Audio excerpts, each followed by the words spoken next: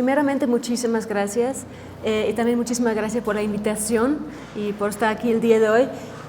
Para mí es un enorme gusto compartir esta información, esta reflexión que vamos a hacer el día de hoy. Es el resultado de varios proyectos de investigación que he realizado. He trabajado en migración internacional, migración en tránsito, migración interna, y en este momento yo estoy trabajando el tema de refugiados centroamericanos en la frontera sur. Entonces, esta es como una reflexión, un condensado de varias lecciones, de varios elementos que he podido recuperar durante varios años de investigación. El tema del día de hoy es migración en la globalización, de qué manera la migración por el territorio mexicano en México, y por lo tanto el sistema migratorio regional, está relacionado con elementos de la globalización o elementos que están emergiendo a nivel regional y que influye cómo se mueve la gente en el espacio, en lo que llamamos sistema migratorio regional, pero en concreto por el territorio mexicano, en y por México, ¿no? Entonces, vamos a reflexionar principalmente sobre tres elementos que están incidiendo sobre cómo se está comportando la migración en ese momento. Vamos a hablar, primeramente podemos platicar qué es la migración, qué es la movilidad. Cuando hablamos de migración, muchas veces la gente piensa en migración internacional, ¿no? Pensamos México, Estados Unidos, a lo mejor pensamos Centroamérica, Estados Unidos, pero hasta ahí más o menos en la vida cotidiana eso es lo que pensamos cuando pensamos en migración. Hay diferentes formas de movilidad. Hablamos de migración y hablamos como de movilidad, ¿no? La movilidad es, claro, migración internacional. México conoce históricamente la migración México-Estados Unidos, es una forma de migración internacional. También hay migración interna. México es un país enorme que tiene muchísimas migración interna también. México es un país donde hay migración del sureste de México a la campos de cultivo al norte de México. Hay migración de varias zonas en México, sobre todo en términos de agricultura, pero también la industria, eso lo vamos a platicar. También hay una migración centroamericana hacia México, una migración histórica también. Hay migrantes guatemaltecos que entran a Chiapas y trabajan en la agricultura. Hay migrantes centroamericanos que vienen y se establecen en México.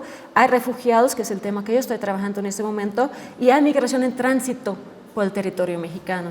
México es un país que es como una puente terrestre entre Estados Unidos y el resto de América Latina. Entonces México es una puente de llegada de personas que vienen de Centroamérica y de Sudamérica y en este momento también de África y de Asia. Entonces México es un país de tránsito también, es un territorio puente, podemos decir, ¿no? Y lo ha sido históricamente.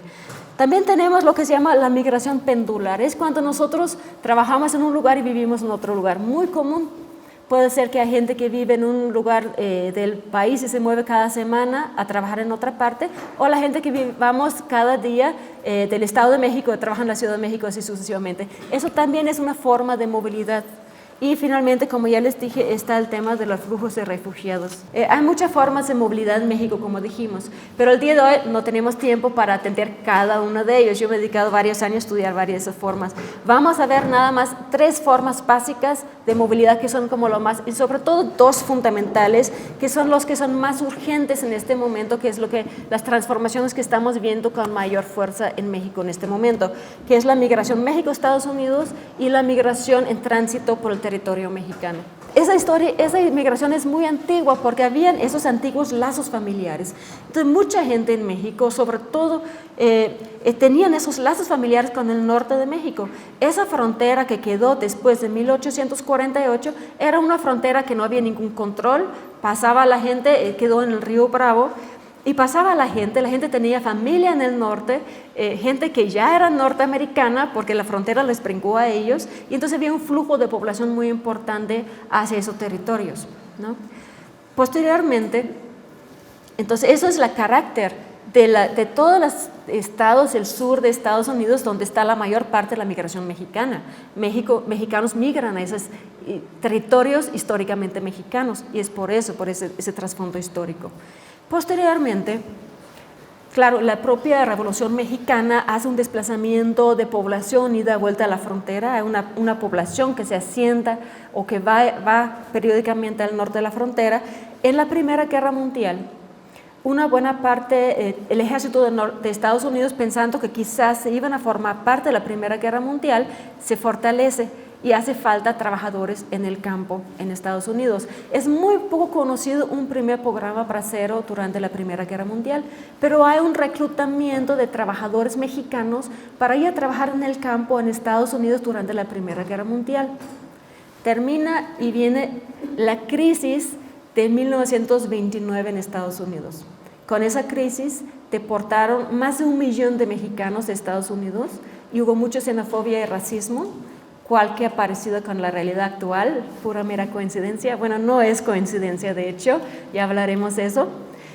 Y regresan a México. Y recuerden que México postrevolucionario es México con repartición de tierras, reparto agrario, es un México en proceso de industrialización, y entonces México mismo empieza a absorber muchos trabajadores para la industrialización, la gente puede cultivar sus propias tierras, mucha gente regresa de Estados Unidos porque había crisis en Estados Unidos, adquiere sus tierras en los ejidos en México y empieza a trabajar, y México crece, se industrializa durante esos años.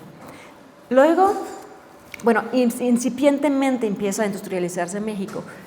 Luego, en los años 40, en 1942, Estados Unidos es bombardeado por Japón, Pearl Harbor, ¿no? Cuando Estados Unidos es bombardeado por Japón, entra formalmente en la Segunda Guerra Mundial.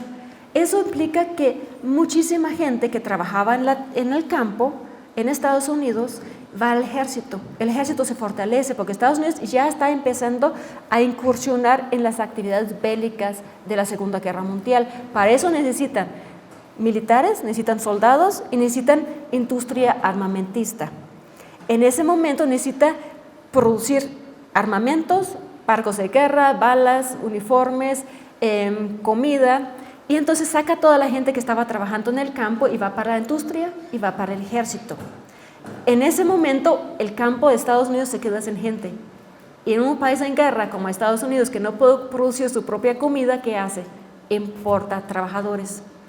Ese es el motivo de por qué en 1942 se firma el acuerdo bilateral de trabajadores temporales conocido como el programa Bracero. Ese programa Bracero estaba diseñado para proveer a Estados Unidos con trabajadores para el campo, trabajadores temporales, para que ellos estuvieran trabajando el campo mientras que Estados Unidos estaba metido en la Segunda Guerra Mundial. Y estamos hablando de que al inicio eran 50,000 personas que entraban al año, pero cuando iba prolongándose el programa Bracero, eran cientos de miles de personas que iban cada año a trabajar en el campo de Estados Unidos. Esos trabajadores braceros resultaron ser muy funcionales, porque cuando terminó la Segunda Guerra Mundial, regresaron los soldados, ¿no?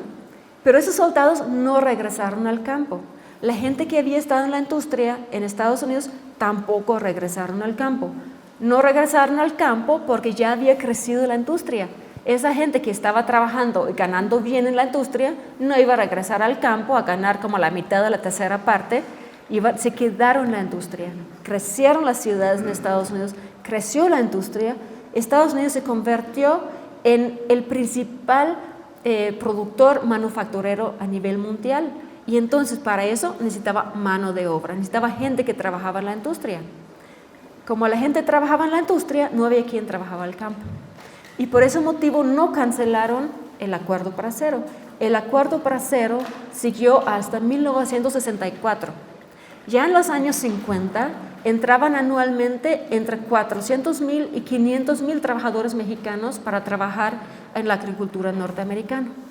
Y ese es el origen, vamos, de la migración. Eso también contribuyó grandemente a la migración de fuerza de trabajo mexicano a Estados Unidos. Es el antecedente histórico más significativo, más allá de la anexión de la mitad de México a Estados Unidos, ¿no? Bueno, en 1964 se cancela, pero no se cancela porque no necesitan a los trabajadores, se cancela porque se cansaron de la burocracia y de alguna manera ya sabían que la gente iba a llegar a trabajar de todas maneras, sin permiso o con permiso.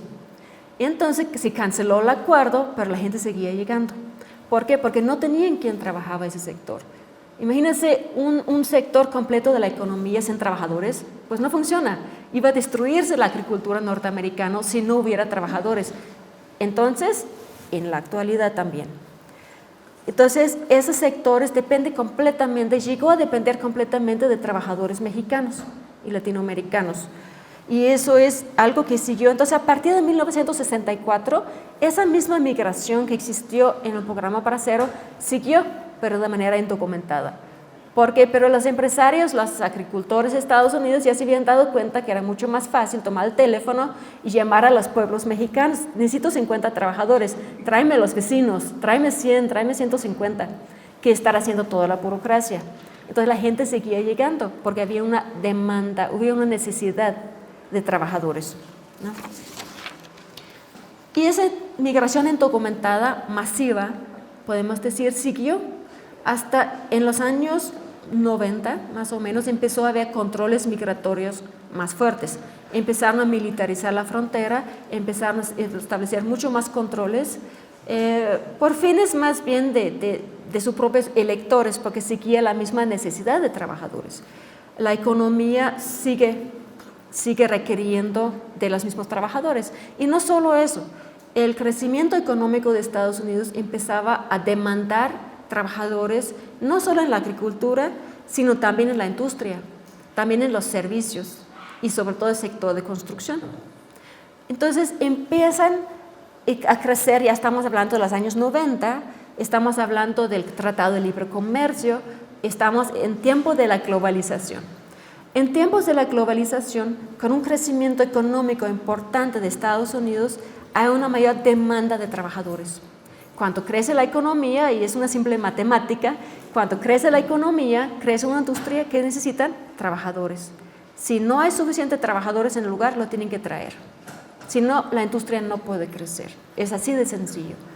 Y empieza entonces, a partir de los años 90, a ir a los trabajadores, no solo mexicanos, sino también centroamericanos, latinoamericanos, a ir a todos los estados de Estados Unidos. Participaron en la construcción de los estadios olímpicos en Los Ángeles, por ejemplo, incursionaron en el sector de la construcción, que es un sector, ¿recuerdan que cuando dicen que hay un crecimiento del sector inmobiliario?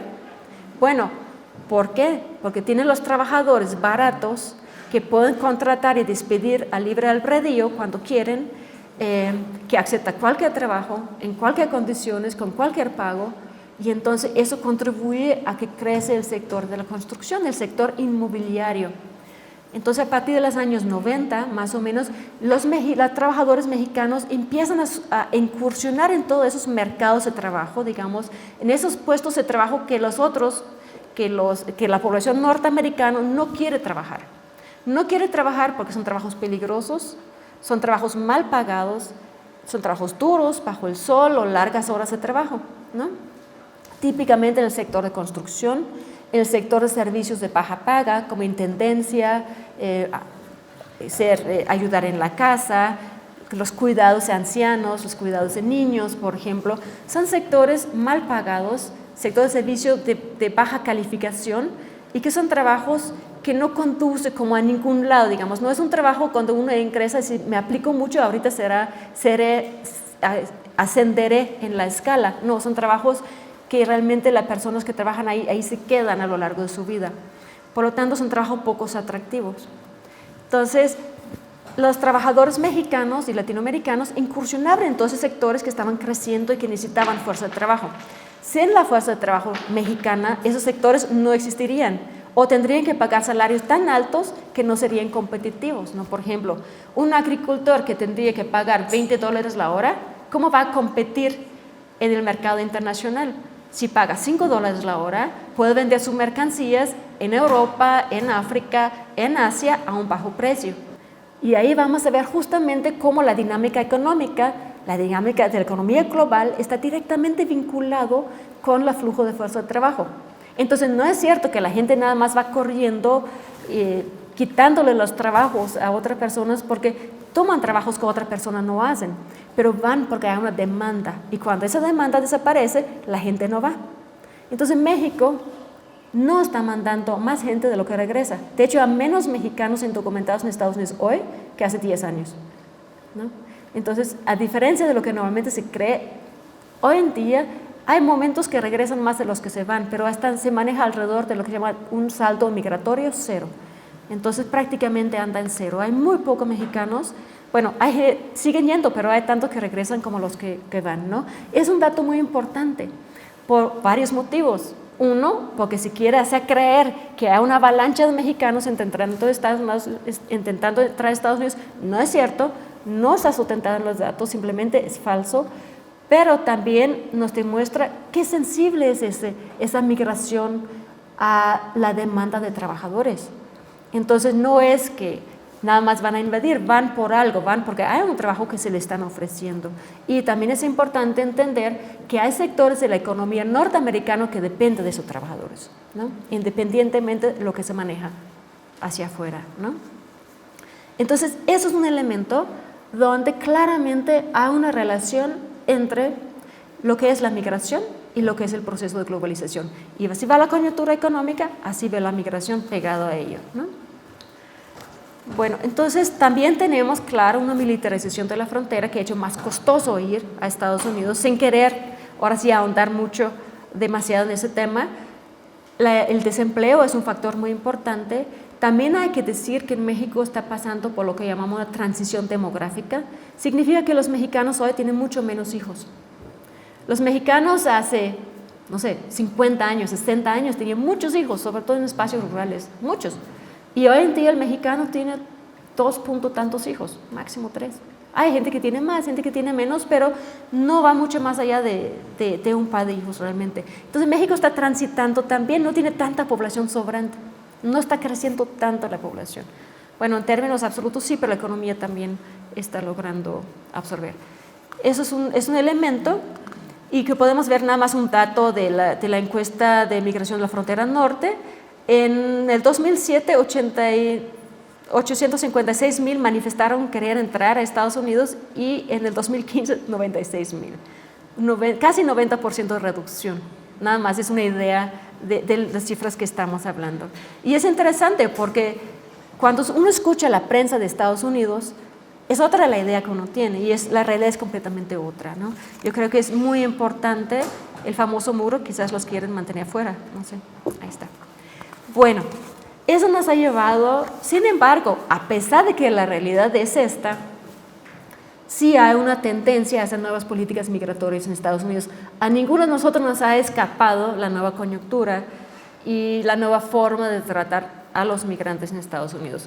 Hay que decir que las deportaciones estaban al auge durante los últimos 8 años. Obama deportó a más de 2 millones de personas.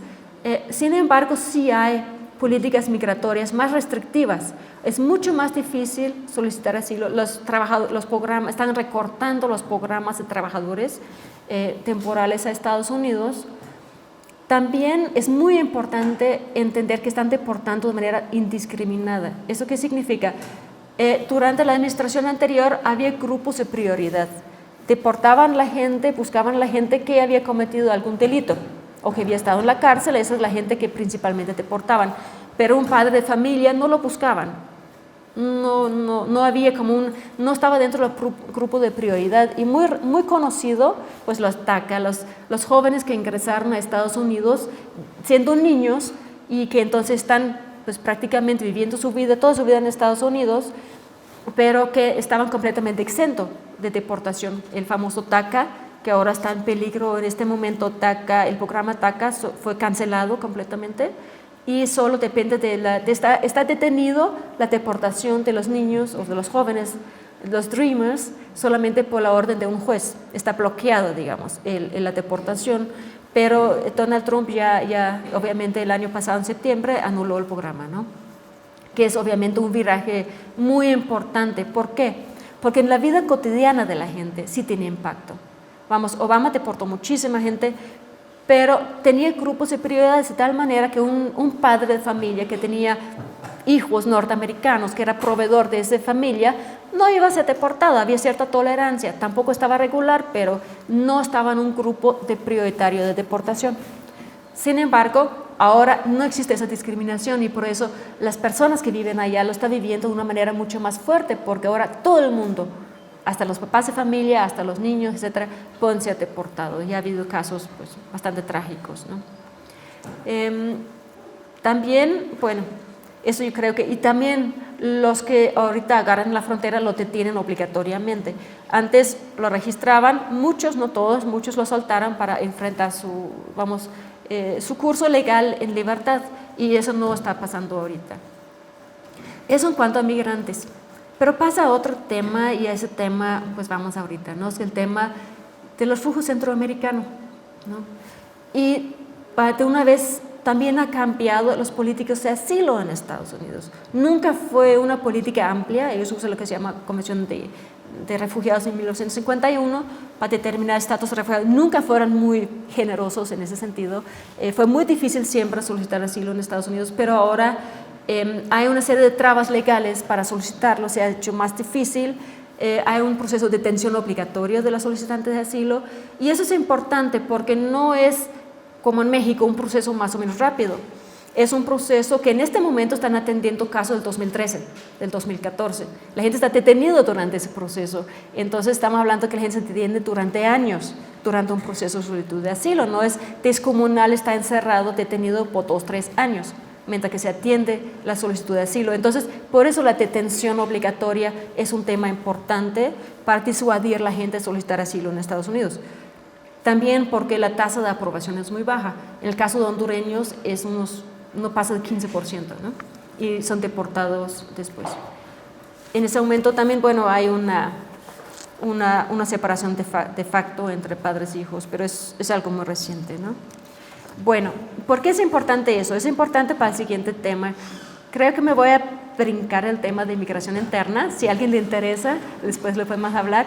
Nada más quiero hablar rápidamente de las maquiladoras, por ejemplo, nada más muy rápidamente mencionar que la migración interna sigue la misma lógica que la migración internacional. En México hay mucha migración interna. Todos nos acordamos, bueno, yo al menos me acuerdo todavía de la crisis del 95, donde había una crisis económica nacional. La recuperación de esa crisis fue con énfasis del sector exportador, y con eso crecieron las maquiladoras en el norte de México, ¿no? También creció toda la agricultura de exportación en el norte de México. Eso también es globalización, y es también un efecto combinado del Tratado de Libre Comercio y la crisis del 95. 2 efectos simultáneos de la globalización. Internamente en México, durante esa época, lo menciono muy rápidamente, empezó en los años 90 una migración del 95 para adelante, del 2000 en particular para adelante, un crecimiento de la industria maquiladora en el norte de México. Llegó a ocupar 1.3 millones de trabajadores. Es mucho, es más de lo que normalmente pensamos. 1.3 millones de mexicanos trabajando en las maquiladoras de exportación en México, es muchísimo. Ese crecimiento industrial es también una globalización, pero es una globalización donde las empresas se trasladan a México. En lugar de quedarse en Estados Unidos y traer a trabajadores a Estados Unidos, se ponen en México y atraen a trabajadores hasta esta zona en México. Y entonces eso empezó a impulsar una migración bastante importante de Veracruz, de Yucatán, de Tabasco, pero principalmente Veracruz y Tabasco, hacia la zona maquiladora, la frontera norte, y crecieron las ciudades, de tal manera que tenemos hoy en día Tijuana y Juárez con más de 1 millón de habitantes cada uno, ¿no? Es nada más otro ejemplo que quería mencionar brevemente de cómo la globalización atrae fuerza de trabajo. El crecimiento industrial, la demanda de trabajadores es lo que atrae a la gente, y eso funciona lo mismo dentro de los países que internacional. Entonces, si la industria está en Estados Unidos o la agricultura está en Estados Unidos, los atrae a Estados Unidos. Si la industria norteamericana está en México y la agricultura de exportación en México crece, atrae a trabajadores hacia esta zona. Entonces, la migración interna e internacional funciona exactamente de la misma manera. Y es nada más otro elemento de la globalización ahora hacia el interior de México, ¿no? Que es otra, digamos, es otro aspecto o otra cara de la migración en México, ¿no? Y eso duró hasta la fecha funciona así.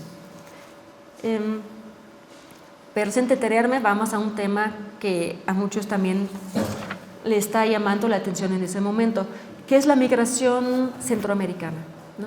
También es algo que pasa mucho en los medios, tiene una larga historia también en México. Aquí hay un pequeño, ¿cómo se llama? Le hice una línea de tiempo. No quiero, bueno, vamos pronto a pasar nada más la historia, muchos lo conocen. Por ejemplo, la migración centroamericana empezó con refugio, los refugiados centroamericanos en los años 80. Sabemos que las guerras civiles, la inestabilidad en Centroamérica generó una masiva expulsión de refugiados, desplazados internos, refugiados en los países vecinos como Honduras, Guatemala y Costa Rica también, pero también en México. Todo el mundo se acuerda quizás de los campamentos refugiados guatemaltecos en el sur de México, por ejemplo. Pero también fue una migración, fue un refugio que transitaba por el territorio mexicano para llegar a Estados Unidos, a tal manera que hubo en cierto momento más de 1,5 millones de refugiados salvadoreños en Estados Unidos, muchísimo, mucho más de lo que hubo en México o en otros países vecinos. También guatemaltecos, obviamente, ¿no? En esos años. Ellos fueron los pioneros, digamos, de la migración centroamericana a Estados Unidos. Esa gente que salió desplazada por las guerras civiles fueron los que forjaron las rutas, forjaron las redes que después los migrantes económicos utilizaron para llegar a Estados Unidos.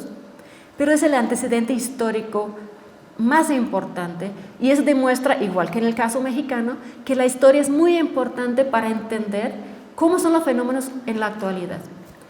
Bueno, esos refugiados masivos, ese desplazamiento masivo de población, porque estamos hablando de países que tenían 5 millones de habitantes y tenía 2 millones fuera del país como refugiados, es mucho. Bueno, esos fueron los años 80. Se firman los acuerdos de paz en Centroamérica en el 92-96 y como consecuencia, si bien ellos no tenían estatus de refugiado en Estados Unidos, solo unos 3% de los que solicitaron alcanzaron refugiado, entonces vivían como indocumentados, pero eran refugiados. En 1994, Estados Unidos empiezan a deportarlos, porque ya terminaron supuestamente la inestabilidad y empiezan a deportar los que estaban en la cárcel. Los pandilleros que habían estado en Los Ángeles, que eran hijos de los refugiados, pero que habían vivido en mucha precariedad porque estaban como indocumentados. Habían formado pandillas, la famosísima Mara Salvatrucha y Barrio 18. Las maras salvadoreñas fueron formados como hijos de los desplazados en Estados Unidos, en Los Ángeles. El 13 y el 18 hace referencia a las calles de Los Ángeles donde vivían. Y los empiezan a deportar. Ellos, en el caso de las maras, originalmente salvadoreños, son deportados a un país que acaba de salir de la guerra, con una desmovilización, con las cicatrices sociales muy a flor de piel y con altas tasas de desempleo y donde no se ha resuelto el problema económico a fondo.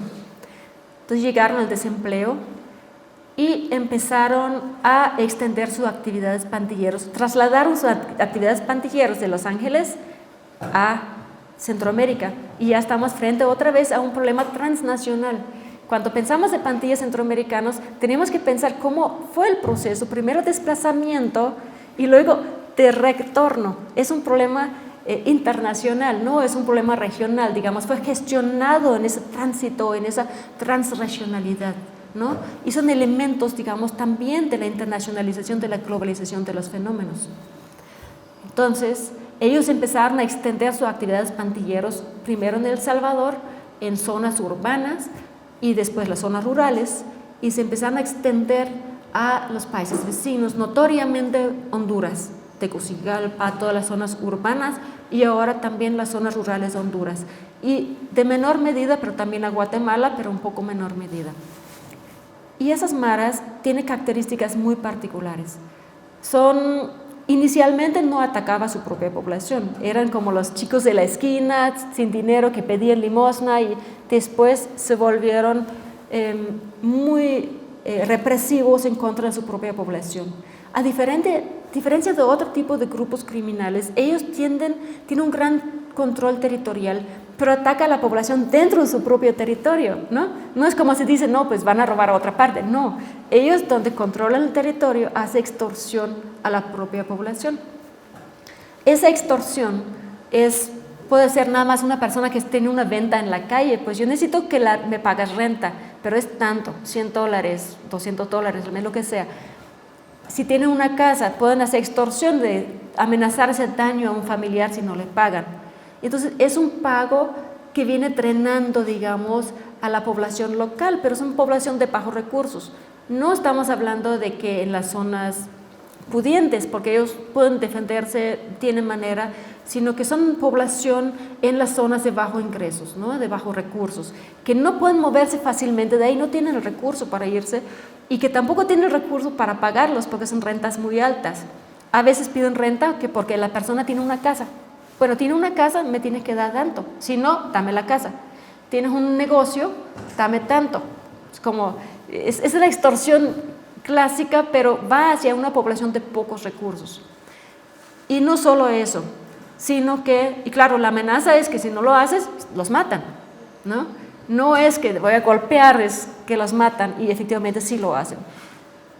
Pero no solamente eso, sino que ellos reclutan a los menores, a los niños, por ejemplo, llegan a cierta edad, vamos a decir 12, 13, 14 años, los niños son reclutados. Es un reclutamiento forzoso, es un reclutamiento, si no te unes a la pandilla, si no te unes a la mara, entonces te vamos a matar y te vamos a matar a tu familia. Esa circunstancia es generalizado, entonces cualquier chico que llega a cierta edad está obligatoriamente o entra a la mara, o lo matan a la familia, o se tiene que ir.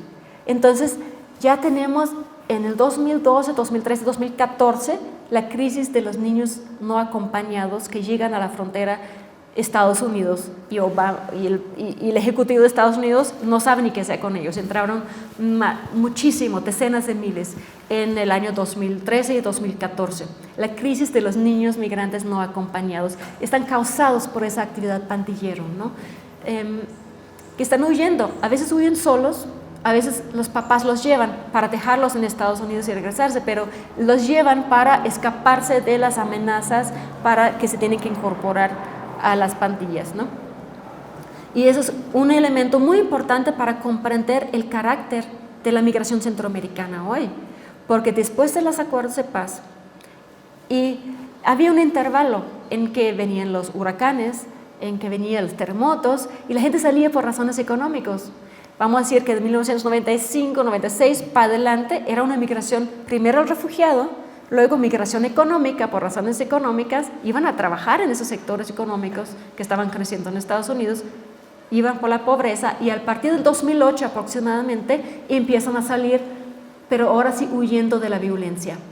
Entonces la migración centroamericana por el territorio mexicano es una migración que primero se compone de diferentes elementos, primero refugiados, luego migración laboral, económica y luego otra vez refugiados, en muy alta medida. Ahora está mezclado entre una cosa y otra.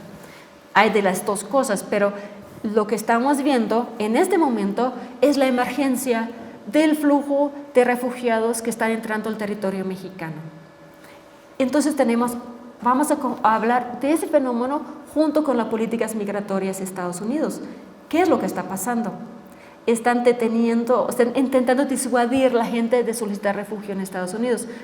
Detención obligatoria, separan los papás de los hijos, los tienen encarcelados, solo hay una tasa de aprobación muy baja, de tal manera que si la gente anda huyendo para no ser asesinada en sus países, llegan a Estados Unidos y solo tienen como un 15% de probabilidad de ser aprobado, si no son deportados de vuelta, corren un gran peligro.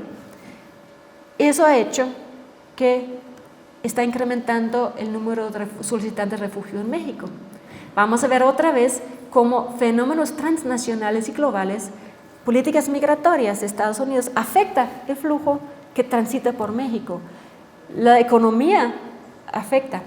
Y tenemos también cómo las pandillas, que también tienen esas connotaciones transnacionales, empieza a afectar los flujos que pasan por México. Entonces, para solicitar, entonces está incrementando, esos son números de la Comar, son del 2013, que estoy diciendo que empieza la emergencia, hasta el 2017, el año pasado hubo casi 15,000 solicitudes. Se pueden ver que casi anualmente se ha duplicado las solicitudes de México, de asilo en México. Ahora, este año también hubo muchos venezolanos, a diferencia de años anteriores, pero fuera de eso, con esa salvedad, son centroamericanos que huyen de la violencia en Centroamérica. Y también pasa en México que la tasa de aprobación es mucho más alto. En el año 2013 eran 37%. Hay dos formas de protección en México. Uno es estatus de refugiado, la otra es lo que se llama protección complementaria, ¿no? Más o menos para efectos prácticos, te protegen y no te mandan regreso y dan estatus y permiso de trabajo aquí. Entonces, para efectos prácticos funciona igual. Tiene connotaciones legales diferentes, pero para sobrevivir y vivir aquí es lo mismo. En el año 2017 la tasa de aprobación era el 64%. Hay un rezago de solicitudes importante porque no dan cabido, porque la gente está entrando en gran cantidad.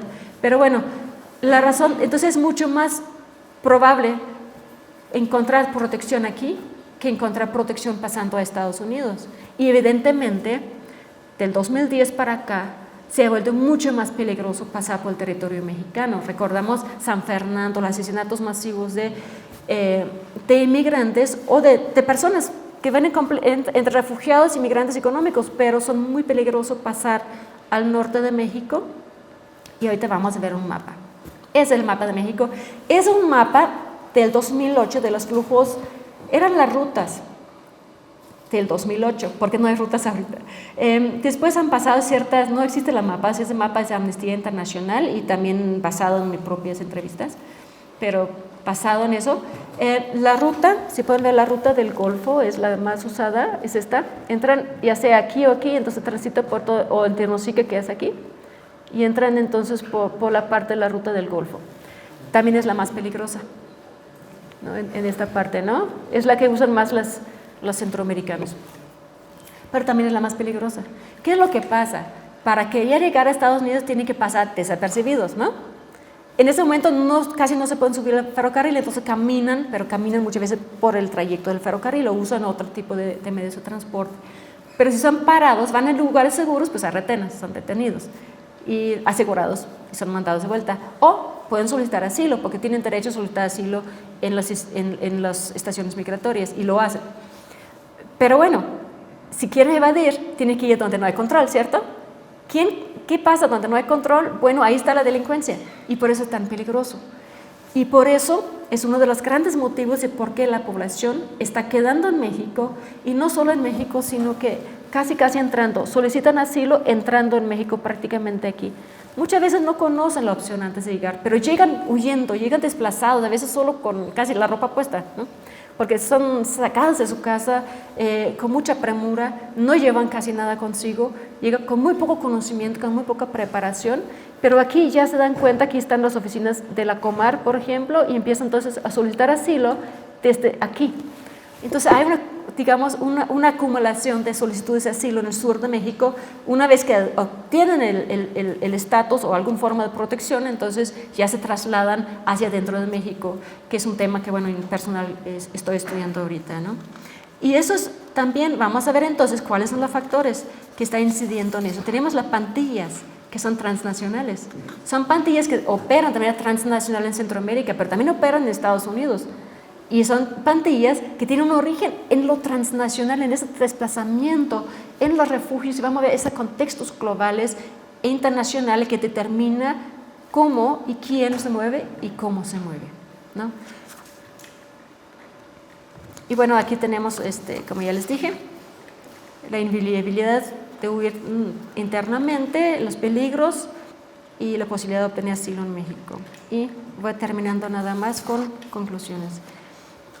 Entonces tenemos, bueno, voy a brincarme esto porque es lo mismo pero un poquito más resumido.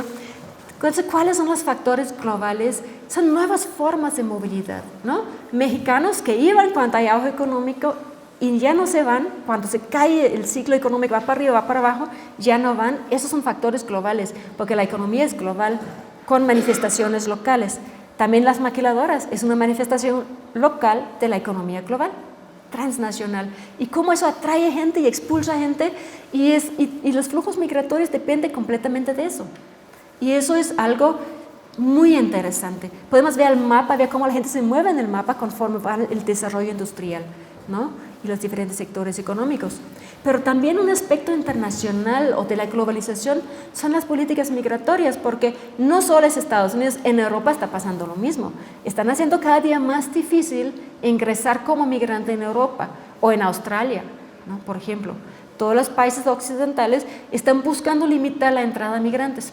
Y esas políticas migratorias restrictivas está haciendo difícil entrar como migrante y como refugiado en Estados Unidos, pero también en Europa. Europa también está intentando de que no entren los refugiados. Es un paralelo, vamos, por eso estoy diciendo que son factores globales, porque no solo está ocurriendo en un lugar, son tendencias generales que están ocurriendo en el mundo y que se están manifestando regionalmente de manera particular donde estamos, ¿no? Pero son fenómenos que tienen su paralelo en muchos otros lugares del mundo.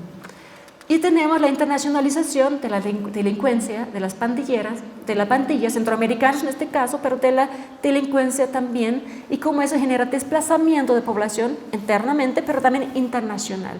Y vamos a ver que son factores globales, factores internacionales, regionales, pero también están interrelacionados. La política migratoria tiene que ver cómo reaccionan los refugiados.